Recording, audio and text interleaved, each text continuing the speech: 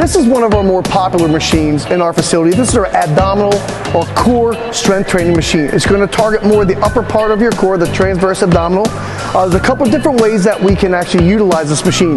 Front ways, but then also we can use it to target the obliques. We can move it to an angle as well. So as we get ready to perform this exercise, there's a couple things that you can do. Again, there is a downward crunch, and then we're also going to put it into a cross crunch. So first, you will sit back, you will grab the end of the rope, and you're trying to keep your head still. You want to bring your head towards your knees to create that downward crunch for the core. Then we could change the angle, and we do a cross crunch to target the internal and external obliques. You would grab the rope, and you're going to go across your body in order to target and get that cross crunch and target the internal and external obliques. And then we can go from the other side as well.